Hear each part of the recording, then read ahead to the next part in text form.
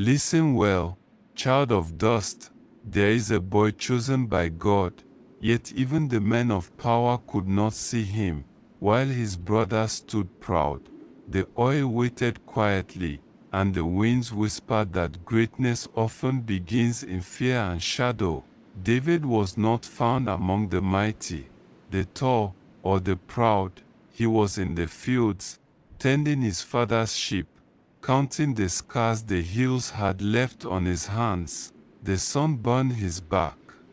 The wind carried secrets he could not yet understand, while his brothers stood straight and confident before the prophet Samuel.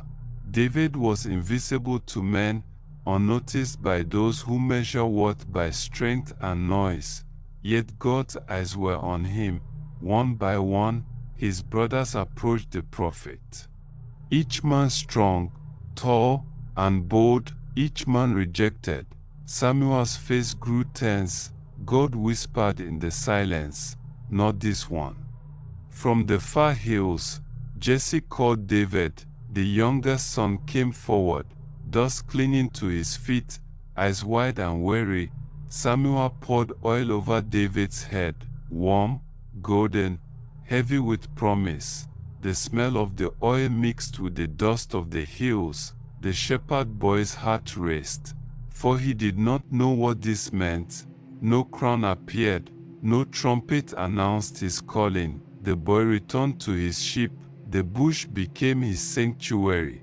The shadows his teachers. Even the villagers whispered, "How can this boy, unseen by men, carry the weight of kings?"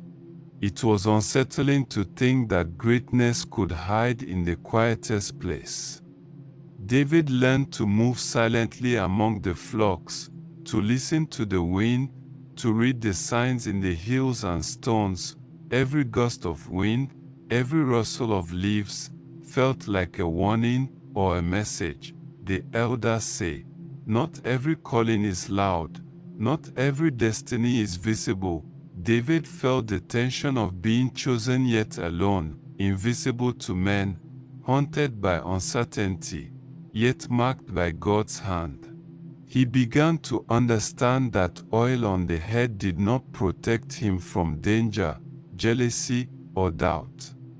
It was a silent promise, waiting for the time when the world could no longer ignore him. The boy continued tending sheep, listening to the wind, learning patience in the shadows. But far beyond the hills, a giant stirred, mocking the people of Israel with laughter like rolling thunder. And though David could not yet see the path ahead, the elders whispered, "Greatness comes wrapped in fear. And even the smallest stone can fell the mighty."